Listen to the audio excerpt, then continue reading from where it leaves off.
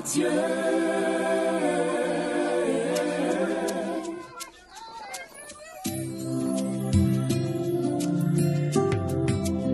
Mino soki esui lolemo pasi nango ezala kaka na motema na moto asui kasi motema esoki pasi nango eyebanaka na moto abungisi ya motuya nga nabungisi ya ngai ya motuya. Maman Marie-Claire Mbulu, que ton âme repose en paix, maman. Motema pasi Yesu yaka kokonsole mitema ya bano yo batikali bitike nalali Yesu Yesu papa la lola Yesu mao Kinyata Jean-Pierre Mamaki. Maman Marie Mbulu-Claire, que ton âme repose en paix. Nabungisi ya ngai ya motema bazeleki makasi pindoli na miso nani akoki kopangusa yango ya ngai yake mama yanga motema kayala roger akolela yo liwa ya mabe yoyo liwa yo mabe liwa yo mabe yoyo obotolinga Marie-Claire. Adieu. Mobini ngome akolela mama que ton âme repose en paix. ato luto pe aleli mama kipumungeleti aleli pe mama Marie yoyo que ton âme repose en paix. mobini onezime pe aleli yoyo basila motema que ton âme repose en paix. Mathieu mobindi aleli mama Désiré mobindi akolela que ton âme repose en paix. na calendrier ya vie na biso l'été janvier etikali mauvais souvenir na mitema na biso tokomi na kopanga nzambe ozolobela biso nini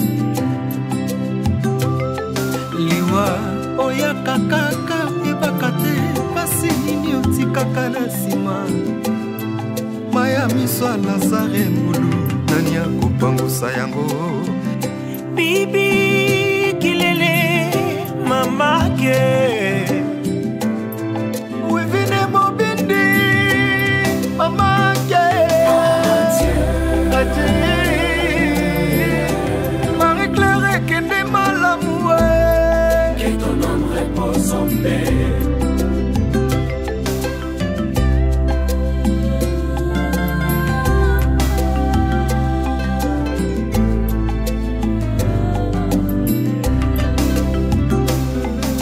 liwa yo utawapi liwa yo utawapi kobungisa moto oyo aza sherpo na yo esalaka pasi na motema lolenge bana bakolela yo mama otiki vide na famille Chantal Mbulu akolela yo na motema pasi bakoko bakolela yo Flore Arnold bakolela yo maya miso ya Joël na Esther bakokausa lolenge nini kokwe Asnat na deliko kwa kei akozonga lisusu te Mariette Claudie Kenyatta meme akei tolela ye na pasi na motema Chancina Nancy Marie-Claire atiki biso toleli meme Marty et Mathieu, Nettie Narandi, nous rendons grâce à Dieu. Mémé est parti. parents, chers amis, chers proches, nous sommes réunis aujourd'hui dans la cour des dossiers.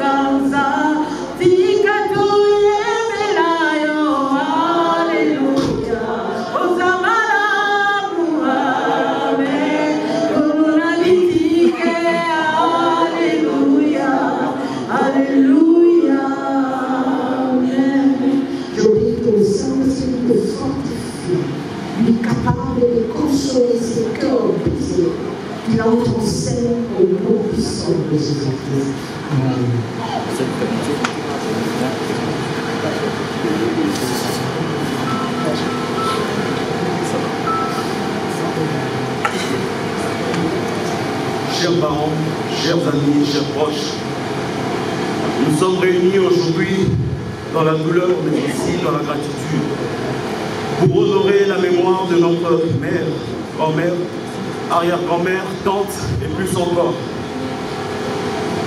À travers cette oraison funèbre, je voudrais rendre hommage à la vie de maman Boulou Kitundu Marie-Claire, une vie riche en histoire, mais aussi par de valeurs morales. Né le 1er janvier 1940, secteur Kwenge, village Luti dans le Grand Bandundu, emmenée d'urgence le 10 juin 2024 pour des soins médicaux appropriés en Belgique. Elle est décédée.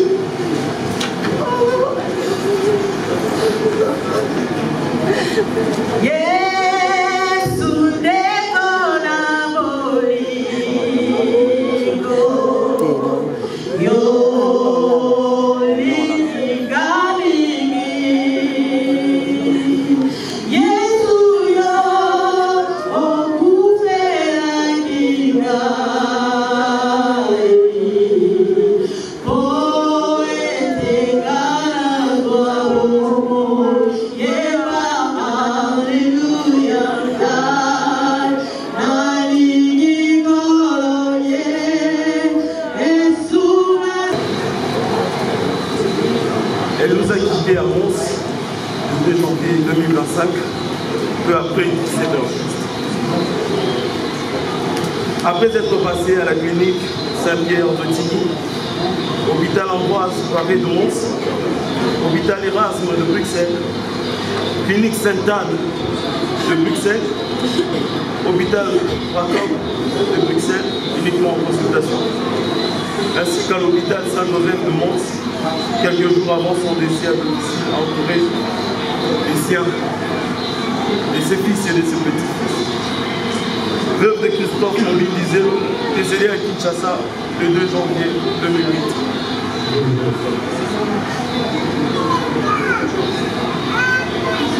Elle a eu à faire de la vente d'état et de pain, légumes frais, poissons frais et fumés. Cette dernière activité a été pendant très longtemps, pendant des longues années, jusqu'à la fin de sa vie, à Tigny. Mère de 12 enfants, elle a laissé derrière elle 8 hommes et 4 dames, 62 petits-fils, 14 arrière-petits-fils. La fierté de ma grand-mère, c'était ses enfants, c'était ses petits-fils. La réussite de ses enfants, la réussite de ses petits-fils.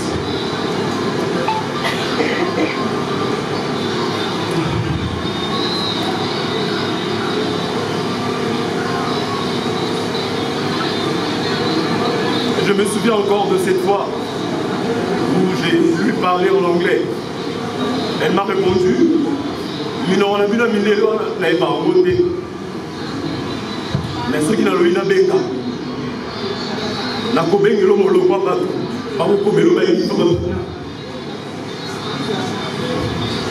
catholique de la première heure, elle était vraiment légionnaire. Elle ne passait jamais une journée sans faire son chapelet. Elle était dure de caractère et tendre en même temps. Elle provoquait tout le monde. Elle lançait des pics à tout le monde, mais surtout à ses petits-fils. Elle était loyale, généreuse, elle était courageuse, c'était une battante. Elle n'hésitait pas à défendre sa famille. Elle nous a appris l'unité.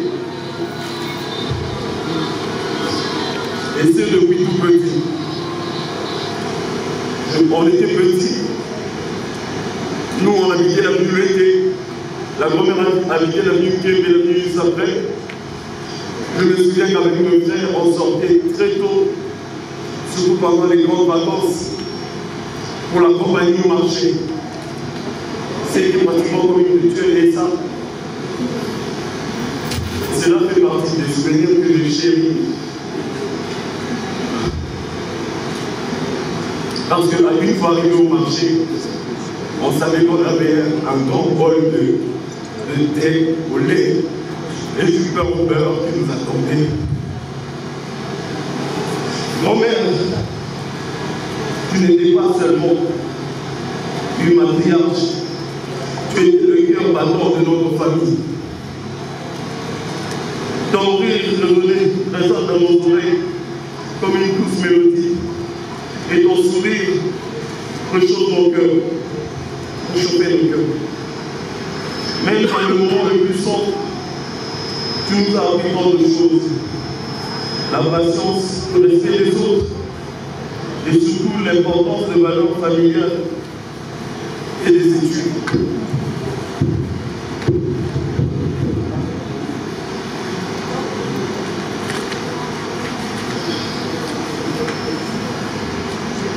Tu avais cette incroyable capacité de transformer les petits moments en souvenirs précieux. Que ce soit autour d'un simple repas, de tes histoires captivantes à répétition ou des silences paisibles partagés, tu savais rendre chaque instant spécial. Nous pleurons ton départ aujourd'hui, mais nous choisissons aussi de célébrer ta vie. Une vie bien vécue, riche d'amour et de bonté. Tu as sémé des graines d'amour dans nos cœurs et elles continuent à fleurir à travers les générations à venir. Grand-mère, tu as toujours su nous rappeler que la force réside pas seulement dans ce que nous accomplissons, mais dans la manière dont nous nous aimons. Et toi, tu as aimé avec tout ton cœur. Alors, même si aujourd'hui nous sommes envahis par la tristesse, nous savons que ton esprit reste avec nous. Nous porterons en nous tout ce que tu nous as enseigné. Et nous veillerons à honorer ta mémoire dans chacun de nos gestes. Comme tu aimais bien le dire, famille Mouloutoy, Moïbité, Indokité, Pelouse, repose en paix, grand-mère. Nous t'aimons et nous t'aimons toujours. Comme on se disait à chaque fois, avant de se préparer, ça commence pas.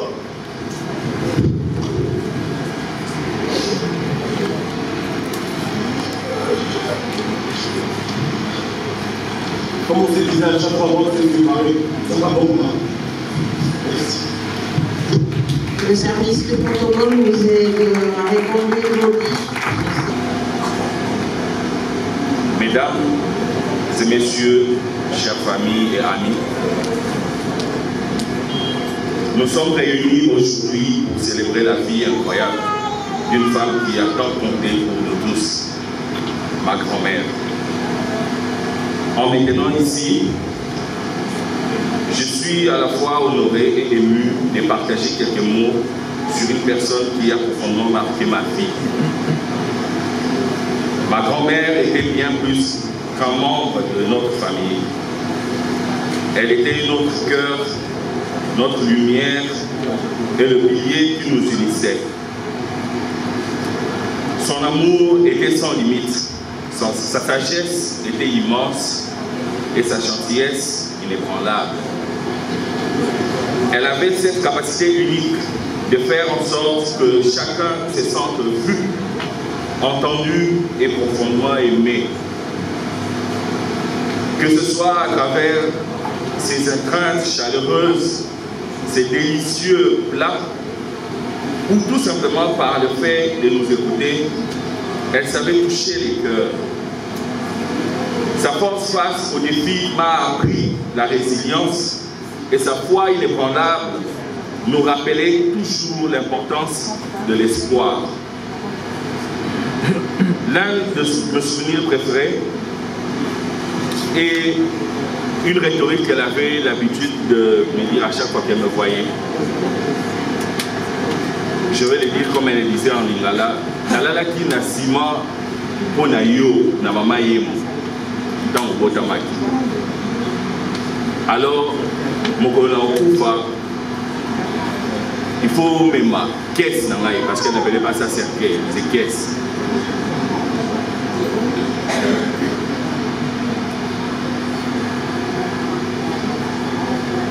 Ce sont des moments comme ceux-là qui me rappellent sa capacité extraordinaire à apporter de la joie dans toutes les situations.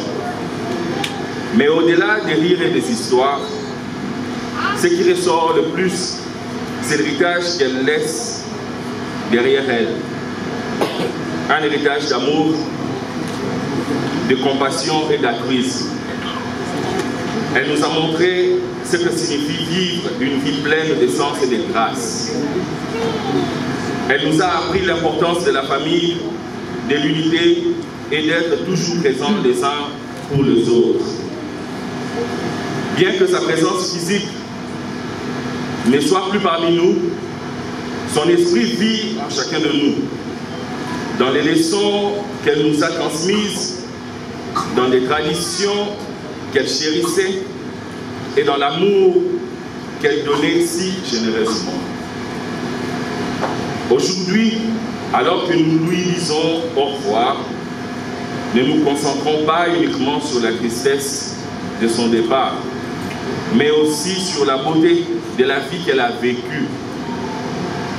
Rendons-lui hommage en perpétuant ses valeurs et en nous aimant les uns les autres comme elle nous a aimés. Grand-mère, merci pour tout. Encourageons-le pour nos acclamations, s'il vous plaît. Est-ce que nous pouvons lui faire si fort? Aujourd'hui, hier, nous avons passé un moment où nous avons pleuré notre grand-mère. Aujourd'hui, nous allons accompagner notre demeure, dernière demeure.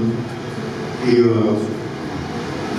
j'ai parlé d'elle à vous hier et aujourd'hui. Aujourd'hui, j'aimerais te parler grand-mère. J'aimerais te parler. La dernière fois où je t'ai parlé, où je t'avais vu faire cette femme, j'étais aux urgences. Je t'ai appelé, tu avais répondu, après tu n'avais plus rien dit. Et aujourd'hui, je reviens dans un cercueil fermé, mais je sais qu'avec tout l'amour que tu avais envers nous, tes petits-fils, alors moi particulièrement, je sais que tu m'entendras où tu es. La première des choses, c'est que je t'ai connu grand-mère directement. Je t'ai pas connu jeune, je t'ai connu grand-mère. Et quand je t'ai connu, jusqu'à aujourd'hui, j'ai l'impression que l'idée de mourir ne m'a jamais traversé l'esprit.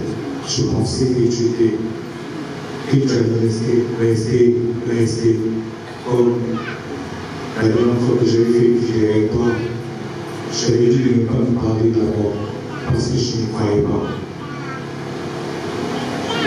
La deuxième des choses, j'aimerais te dire que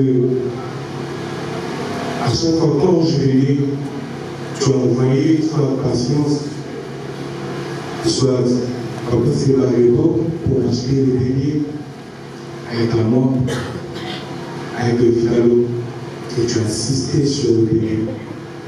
Sache que maintenant que tu es là, le beignet, on n'a plus la même saveur.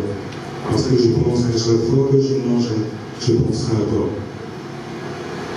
Autre chose est que la chose qui me fait le plus mal possible, il n'y a pas longtemps, quand mes oncles sont arrivés, le jour que tu devais descendre ici à Kinshasa, mes oncles savaient que tu avais 13 arrière petits-fils et petites-filles. Ils ne savaient pas que derrière toi, pendant que tu as rendu là, à Bruxelles, Coco, je t'ai donné un 14e petit-fils que tu n'as pas porté. Que tu n'as pas porté. Que tu n'as pas porté. Je t'assure que je veux parler de toi. Que j'ai désiré que ça ait le plus beau cadeau qui soit porté par toi. Tel que tu avais fait quand je t'ai venu moi. Je suis mes sentiments, je ne sais pas te décrire si je vais être heureux vu que tu es parti te reposer enfin, ou si je vais être triste vu que tu seras jamais remplacé. Tel que j'ai dit au début, je sais que tu m'écoutes. Oublie la même chose. S'il te plaît, prends bien soin de toi. Et je t'aimerai toujours. Toujours. Continuons à encourager notre enfant, Lodi. Je résume mon discours en 3 minutes seulement, car c'est un moment que nous gardons beaucoup de souvenirs, car nous n'avons pas eu à faire beaucoup de temps avec elle. Dans son enseignement, souvent c'est qu'elle nous disait, je retiens 3 mots essentiels à exploiter et un grand conseil le plus phare. Dans ces 3 mots, en résumant tout ce qu'elle était en train de nous faire comme conseil, je parlerai d'abord de vocabulaire. Elle a banni l'avarice. Par là, elle nous enseigne comment est-ce que la personne doit prendre soin d'elle et dépenser pour son propre corps. Il ne faut pas attendre seulement de faire des dépenses pour toi. Deuxièmement, on nous a conseillé de bannir l'orgueil. Elle dit l'orgueil, c'est un mécanisme qui te fera voir que tu es toujours plus supérieur par rapport aux autres. Et troisièmement, on sait qu'elle ne voulait pas encore, c'est de l'oisiveté. Un oisivette, un paresseux, c'est la personne qui parvient même à maudire Dieu. Elle dira toujours que Dieu est injuste, pourquoi a-t-elle donné aux autres mais pas à nous? Aussi longtemps que tu ne veux pas fournir l'effort. Et pour terminer, le mot essentiel qui me reste dans le cœur, c'est le travail.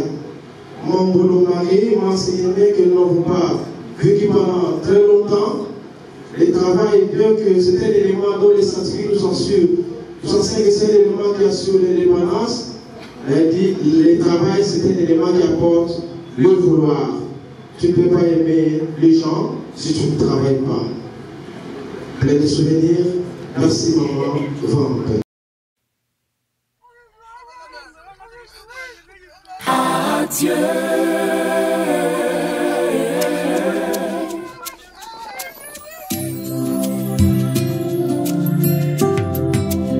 Mino soki esui ololemo pasi nango ezala kaka na motema na moto asui kasi motema esoki pasi nango eyebanaka na moto abungisi ya motuya nga nabungisi ya ngai ya motuya.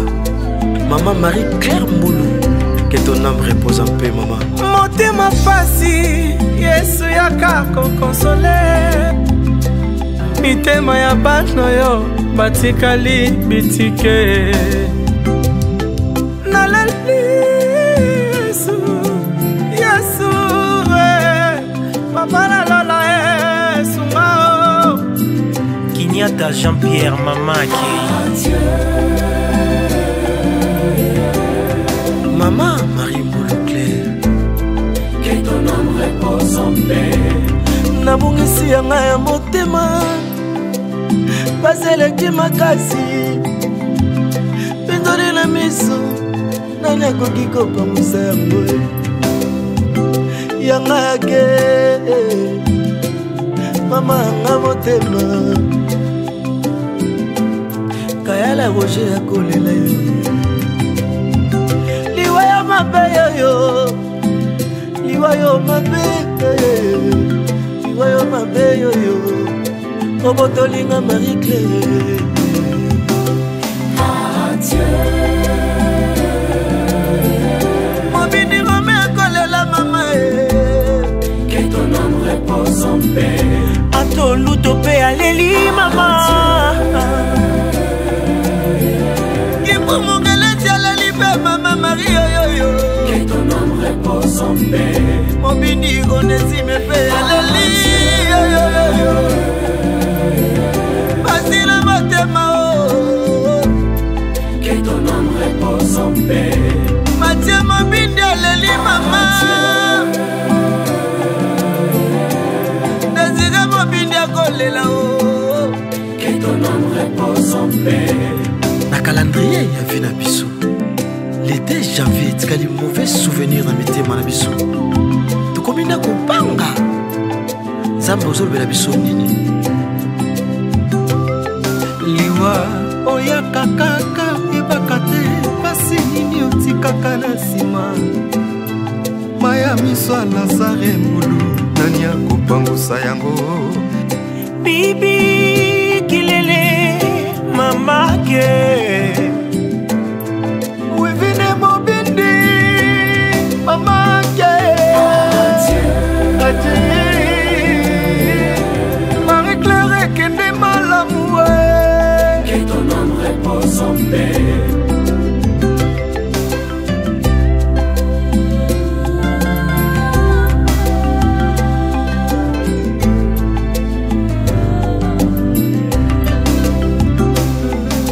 liwa yo utawapi liwa yo utawapi kobungisa moto oyo aza sherpo na yo esalaka pasi na motema lolingi bana bakolela yo mama otiki vide na famille Chantal Mbulu akolela yo na motema pasi bakoko bakolela yo Flore Arnold bakolela yo maya miso ya Joël na Esther bakokausa ngolo lenge nini kokwe asnat na deliko kwakei akozonga lisusu te Mariette Claudie Kenyatta meme akei tolela ye na pasi na motema Chancina Nancy Marie Claire atiki biso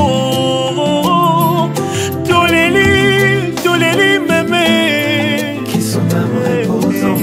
Marty et Mathieu, Nettie Narandi, nous rendons grâce à Dieu.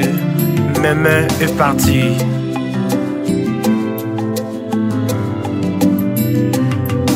Mariana Loretta, Clarisse na Prince, Toleli Mémé. Que ton âme repose en paix. Bénédicte na Valentin, Toleli Coco. Odeliana Melina Tolela Que ton âme repose en paix. Mbulu Marie Claire otiki le mati prona pasi Toleli o na loyembo Toleli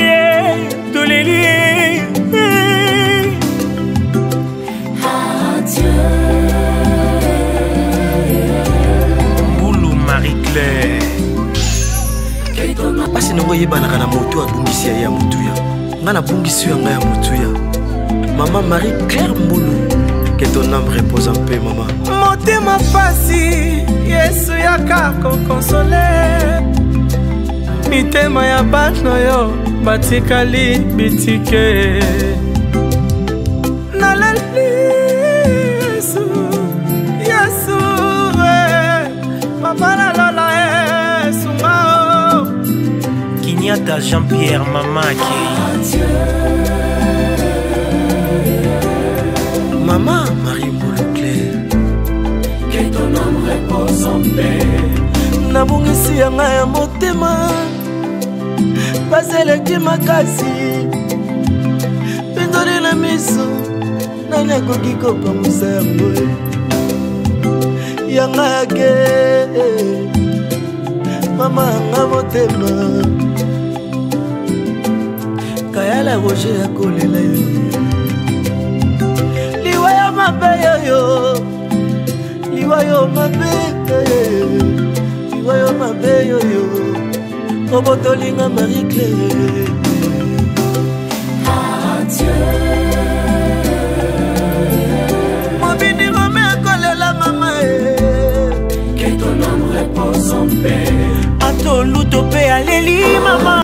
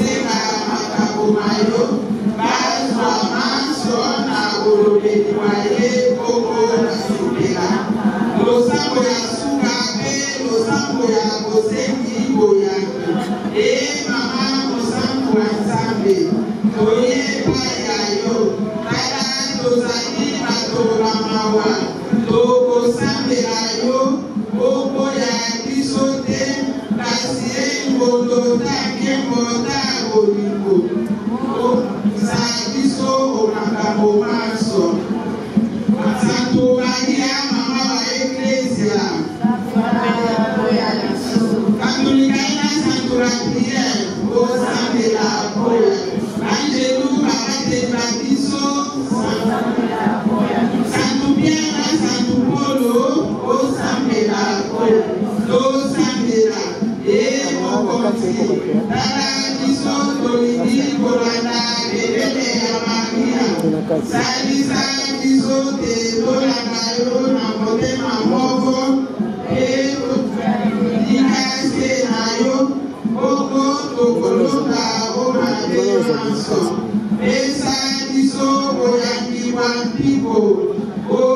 kotina biso tosala misala minene oya kopesa yo lokumu mpe kobikisa bato oyambi boye ozala mwina mokolakisa biso nzela te tosala mosala na motema moko topekisa bipai biso moto mabolingi yo tokanga bato bazali okati ya molili tolekisa bayebalembi tosalisa basubuki bakomola motema oyambi boye otambwisa biso nzela ya boboto ote nsima ya etumba awa ose tokutana lisusu na balegionnaire banso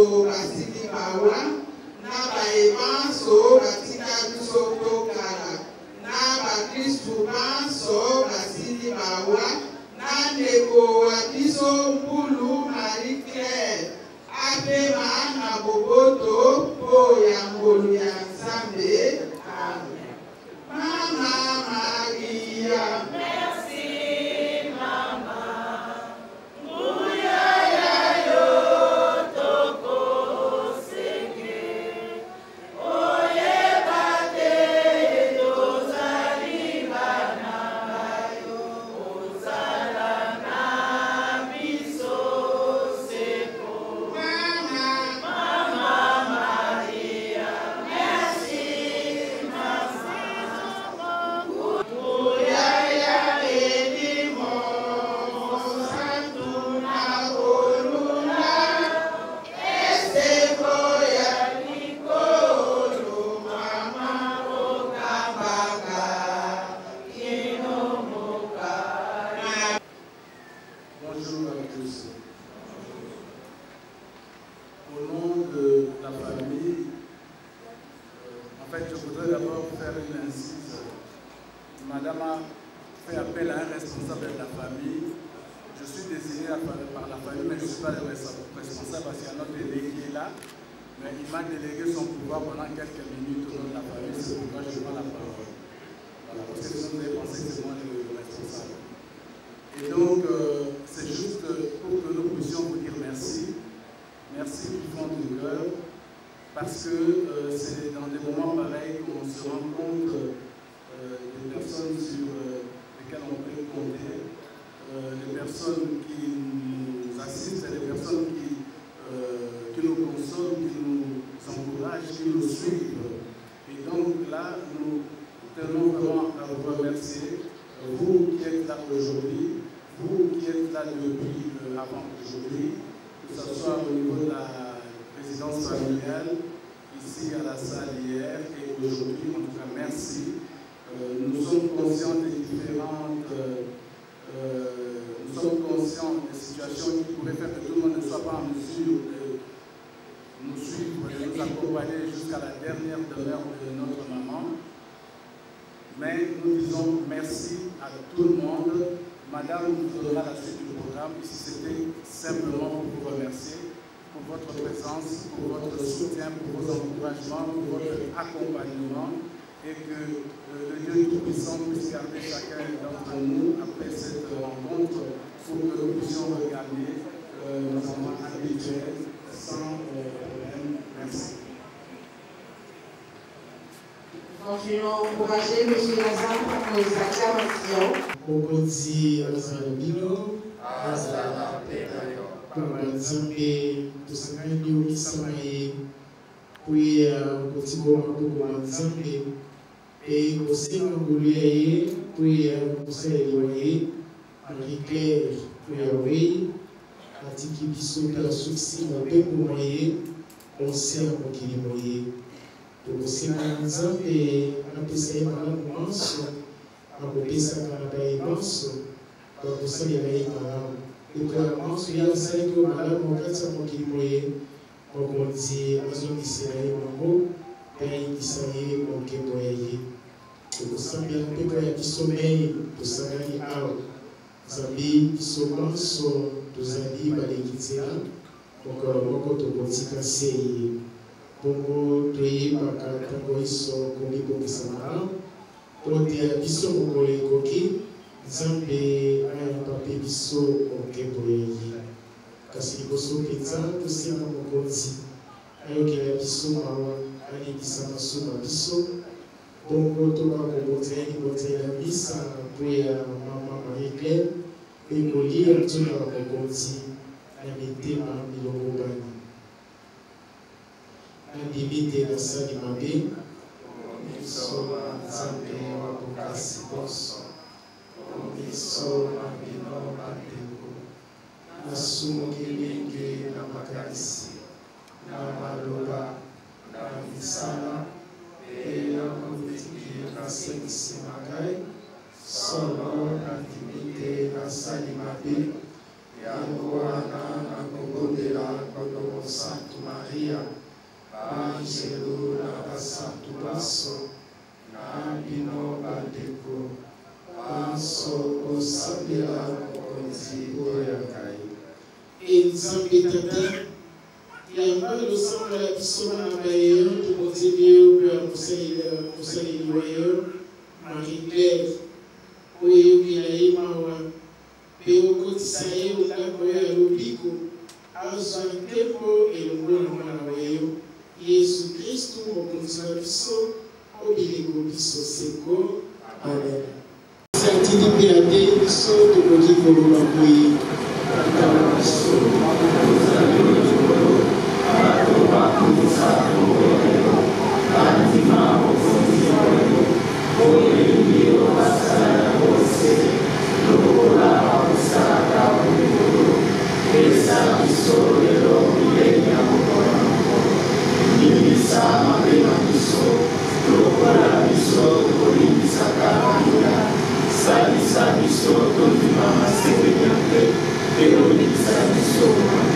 tokobondela yo mokonzi obikisa biso mabe nyonso opesa likolo ya biso moboto na lisalisi ya ngolu ya yo tokoya masumu seko mpe makambo mabe ya biso te tozala na elika ya koyoka esengo oyo olangelaki biso mpe tomona mokolo ya Yesu Kristu mokonzi wa biso akozonga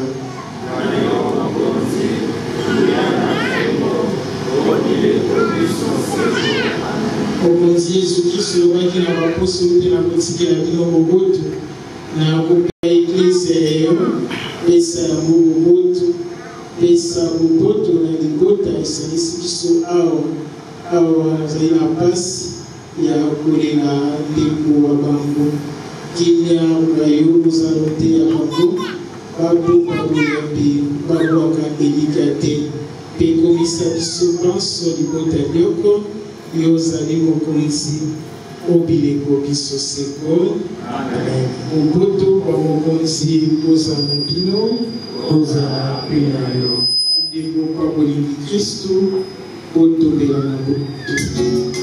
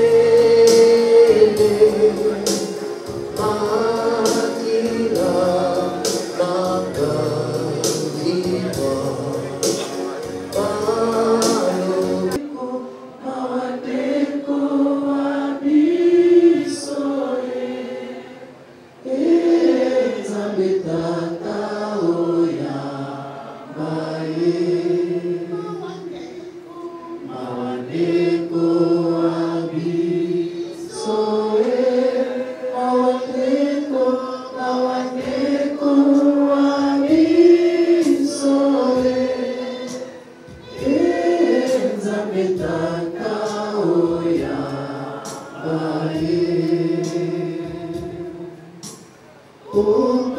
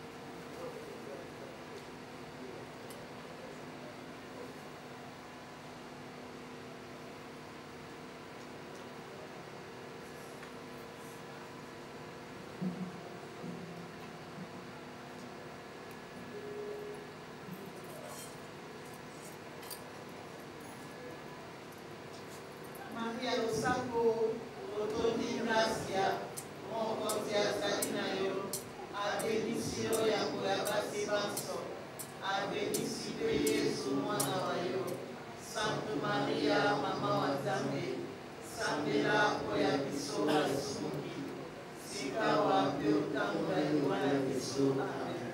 Maria Losambo, Otoni Gracia, Moncontia Salinayo, a Benicio Yangulabasi Banso, a Benicio Yesu Mwanawayo, Santa Maria, Mama Wazambe, Sambela Koya Biso Wasumuki, Sikawa Biotanga Yuana Biso, Amen.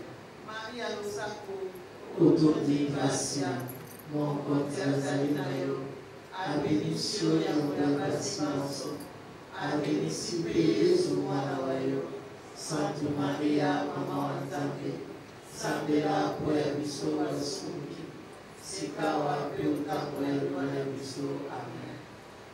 Osambela Nzambe Tangolu Tokotika Likula Biso Marie Komaboko Mayo ozali na yebika te merci mokolo na suka elongola na bato banso bawei obeyambi Kristu mokonzi tokotondo yo kotondi mpo ya malamu manso opesaki mosaleli na yo ntango bazalaki na ye mpo awa mose malamu manso makolakisa biso bolingo na yo makolakisa mpe etisanga tokosanga na banso ya Kristu Nzambe Tangolu tokosenge yo kotalela biso matoi kondima losambo ya biso oyamba mosaleli na yo Marie ondako ya yo biso baye totikali na ye mpo awa mose tolekisa mitema mokolo na mateya na yo tokomondela bongo ya Kristu mokonzi wa biso obileko biso seko sika lokola mosambola ya lobi kozela nzoto ya mama Marie na biso tokokende mpo ya kobelisa motuka mpe bino boyambi na nsima.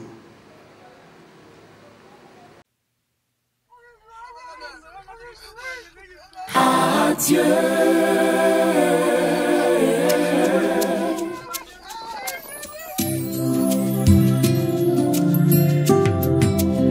Mino soki esui lolemo pasi nango ezala kaka na motema na moto asui kasi motema esoki pasi nango eyebanaka na moto abungisi ya motuya nga nabungisi ya ngai ya motuya Maman Marie Claire Mbulu que ton âme repose en paix maman motema pasi Yesu yaka kokonsole mitema ya bana yo batikali bitike nalali Yesu Yesu papa la lola Yesu mao Kinyata Jean-Pierre Mamaki Maman Marie Mbulu Claire que ton âme repose en paix nabungisi ya ngai ya motema baseleki makasi penzoli na miso nani akoki kopangusa yango yanga yake mama yanga motema kayala roger ya kolela yo liwa ya mabe yoyo liwa yo mabe liwa yo mabe yoyo obotolinga Marie Claire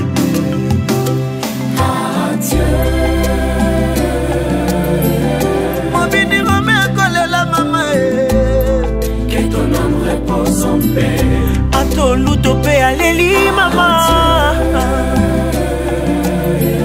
Kibumunga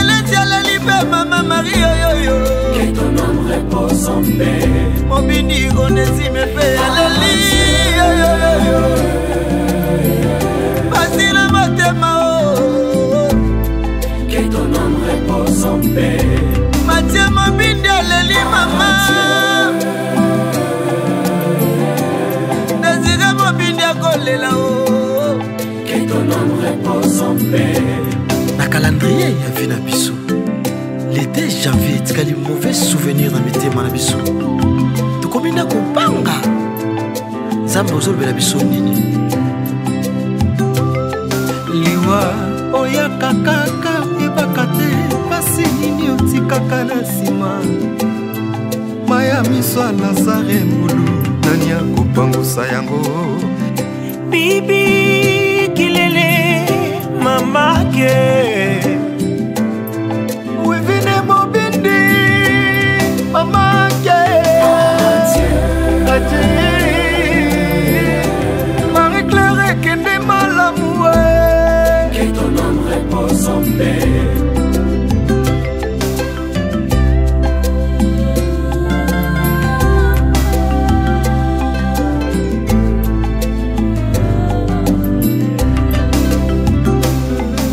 Liwayo utawapi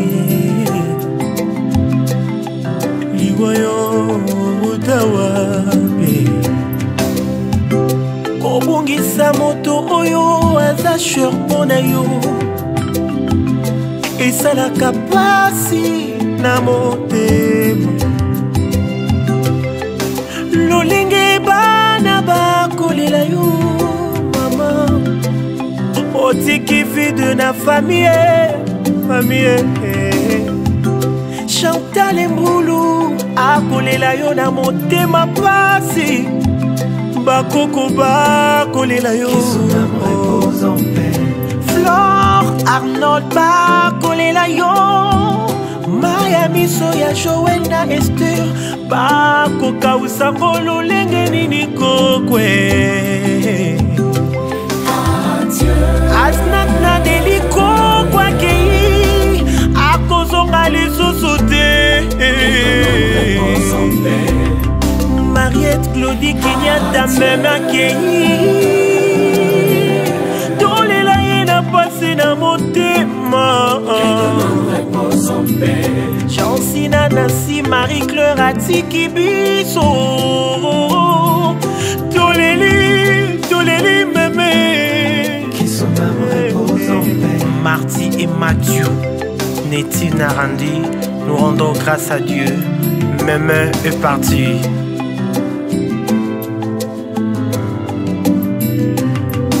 Mariana Loretta Clarisse na Prince Toleli Mémé que ton âme repose en paix. Bénédicte na Valentin Toleli Coco Odélia na Mélina Tolela que ton âme repose en paix. Mbulu Marie-Claire otiki le mati prona pasi Toleli o na loyembo Toleli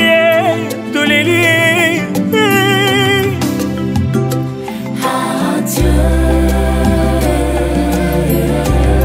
Mbulu Marie-Claire Que ton âme repose en paix. mino soki esui yo lolemo pasi nango ezala kaka na motema na moto asui kasi motema esoki pasi nango eyebanaka na moto abungisi ya ye ya motuya nga nabungisi yo ya ngai ya motuya mama Marie-Claire Mbulu que ton âme repose en paix mama motema pasi Yesu yaka kokonsole mitema ya bano yo batikali bitike nalali Yesu papa la lola sumao Kenyatta Jean-Pierre Mamaki mama Marie Mbulu Claire que ton âme repose en paix. nabungisi ya ngai ya motema baseleki makasi pindoli na miso nani akoki kopamwisa yango yanga yake mama nga motema kayala roger akolela yo liwa yo mabe yoyo liwa yo mabe liwa yo mabe yoyo obotolinga Marie Claire adieu mobini rome akolela mama que ton âme repose en paix atoluto pe aleli mama kipumungeleti aleli pe mama Marie yoyo que ton âme repose en paix mobini konesime pe aleli yoyo basila motema que ton âme repose en paix Mathieu mobindi aleli mama Désiré mobindi akolela que ton âme repose en paix na calendrier ya vie na biso l'été janvier etikali mauvais souvenir na mitema na biso tokomi na kopanga nzambe ozolobela biso nini liwa oyaka kaka yebaka te pasi nini otikaka na nsima maya miso ya lazare mbulu nani akopangusa yango biso bana na yo nyonso tozali awa tokotika yo ndenge moko nzambe apreferaki ke otika biso mpe akokóma na yo awa oyebi nyonso oyo biso bana na yo tosali okei na esengo monene nyonso tosi tolobaki na biso na poto awa makambo ya ebele ya koloba eza te tozali koloba yango ntango ozalaki na bomoi ça ne sert à rien sikoyo oso okufi toloba biso ebele eza na ntina toyaki kitoko oyo okei nango oyo okaki na matoi na yo oyo tozali koloba no ntango ozalaki vivante tozosolola tozoyoka oyo bana na yo mpe basalaki ezala na mbongo ezala physiquement tokini bambango todepense mpona kolakisa yo mama ke ndenge question otonaki ke namoni bolingi ngai ya solo tolingi yo ti sikoyo tolingi yo mpo ekolongwa ekozala grave na mitema na biso mpo tolakisaki yo ke tozali bana oyo yo oboti biso mpo olembaki biso te bokendaki na biso ntina suka mama tokende mpe ntina suka nzambe adeside ndenge mosusu problème eza nango te mais oyo tosololaki eza na ntina kosolola yango awa te mpo wana oyo ozalaki ozomona mpo ozoloba wana nde yango wana ezalaki très important na minute oyo molimo na yo epema na kimia biso bana na yo tosaleli yo ntina suka tokipe dépense te tolakisi mpo oza mama na biso tokende ntina suka mpe ndenge tokozala boye mama na nsima oyo olakisi biso yango wana mpe nde tokokendele na bana na biso bakoko na yo ndenge moko so dirigeaki bango ndenge kaka tokokendele mama naza na ngai na mingi ya koloba te na nkombo ya famille mobimba soki ndeko mosu akobakisa bakisi me na nkombo ya famille mobimba mobindi mbulu ndenge oyaki na ndenge ozongi sikoyo sa omona biso oza kosenga nazozonga na ngai wakozonga yango olobaki ozonga nde ozonga na cercueil ekambo te eza nzela na biso nyonso esika okei banoko papa bandeko nyonso oyo mama batikaki biso na kati ya libota pesa bango mbote pesa bango mbote yebisa bango ndenge tosali mpo na yo mpo okende esengo mingi na suki wana nzambe abatela molimo na yo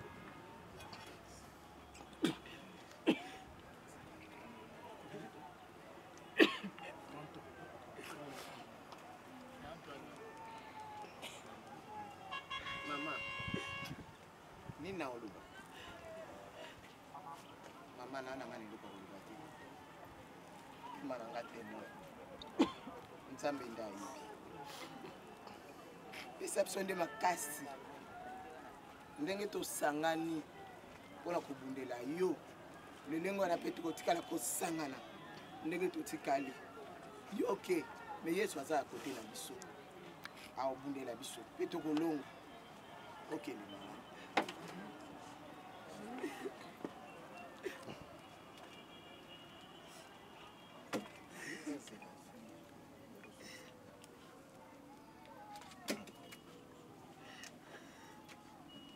Ciao.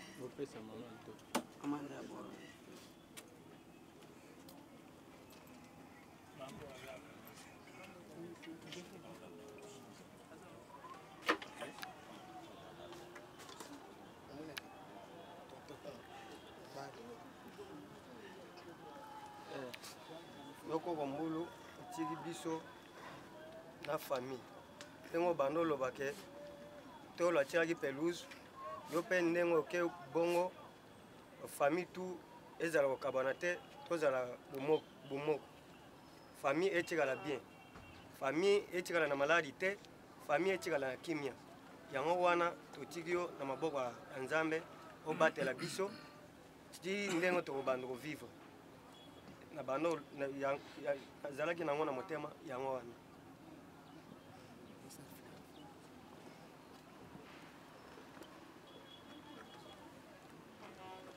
Dola kiali pelusi. Même chose.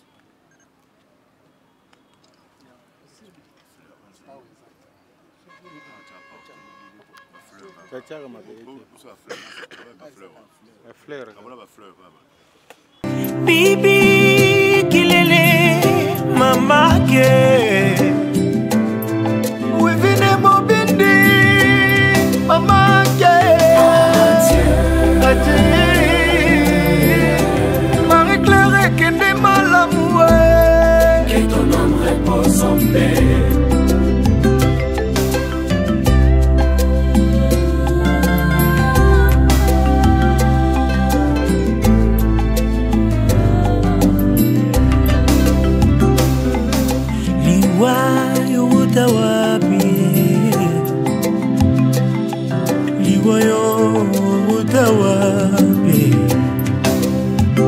Kobungisa moto oyo aza sherpona yo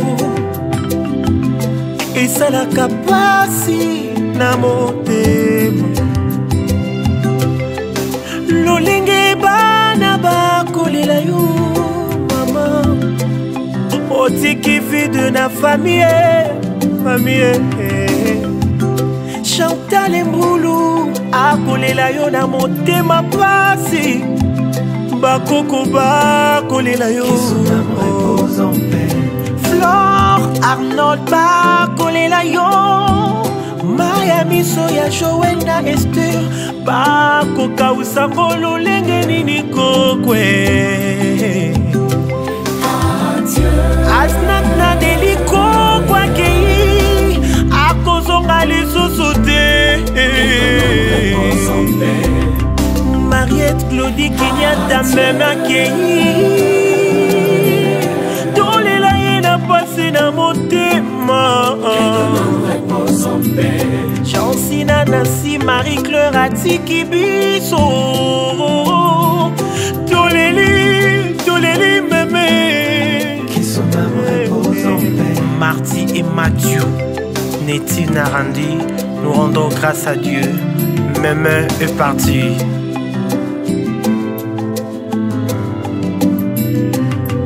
Mariana Loretta Clarisse na Prince Toleli Meme Que ton âme repose en paix. Bénédicte na Valentin Toleli Coco Odélia na Mélina Tolela Que ton âme repose en paix. Mbulu Marie-Claire otiki le mati prona pasi Toleli o na loyembo Toleli Adieu. Nango ezala kaka na motema na moto asui kasi motema esoki pasi nango eyebanaka na moto abungisi ya motuya nga nabungisi ya ngai ya motuya Maman Marie-Claire Mbulu que ton âme repose en paix maman motema pasi Yesu yaka kokonsole mitema ya bato yo batikali bitike nalali Yesu Mbulu Marie-Claire Que ton âme repose en paix.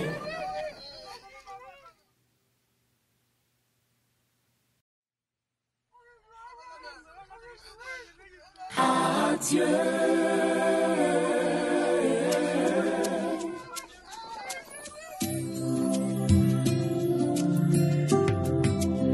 Mino soki esui lolemo pasi nango ezala kaka na motema na moto asui kasi motema esoki pasi nango eyebanaka na moto abungisi ya motuya nga nabungisi yo ngai ya motuya. Maman Marie-Claire Mbulu, que ton âme repose en paix, maman. Motema pasi Yesu yaka kokonsole mitema ya bano yo batikali bitike nalali Yesu Yesu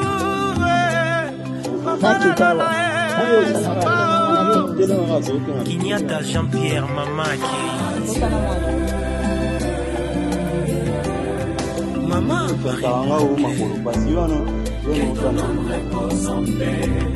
nabungisi yanga ya motema baseleki makasi.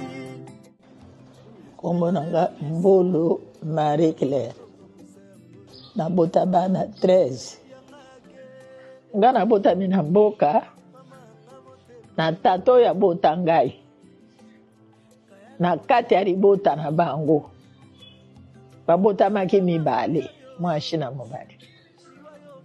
Tata ayo kobota biso me ngai mwaye nayeba makambo nyonso ya papa ajete eza te mpo tata atiki ngai nazali na mbula 4.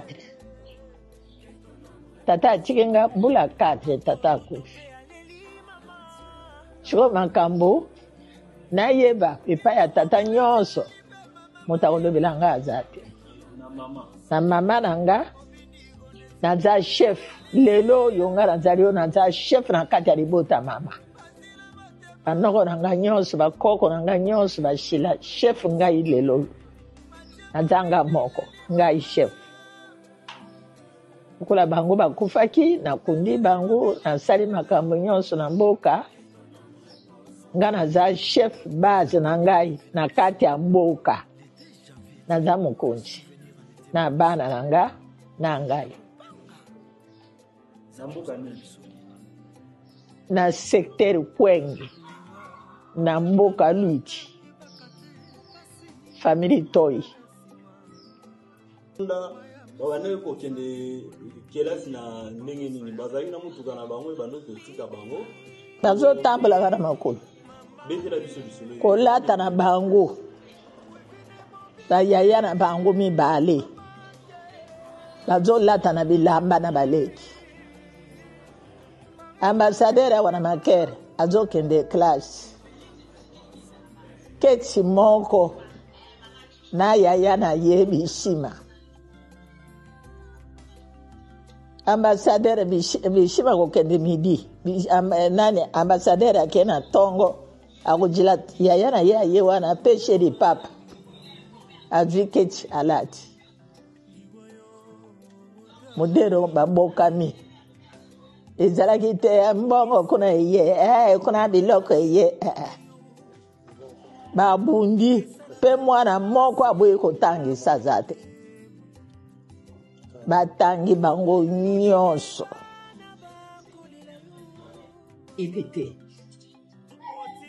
nzambe nani eloko koloba te nzambe yo oza nzambe opesi nga libota opesi nga bakoko babota modere bamama na bango babotani batata na bango babotani nga naza na likambo na moto te mobali oyo abali na kati ya famille zelo toyo aza ndoki onote jésus kindokini na ye moko na famille aza moyibi na ye moko na famille ne oyo abali bana na ngai ya bashi kindoki na ye na famille na bango na famille toyo kindoki ezalaka te moyibi ezalaka te peluze nzambe akomisi yo papa olembanga te naza na bilanga na yo naza mosali na yo na kati ya bilanga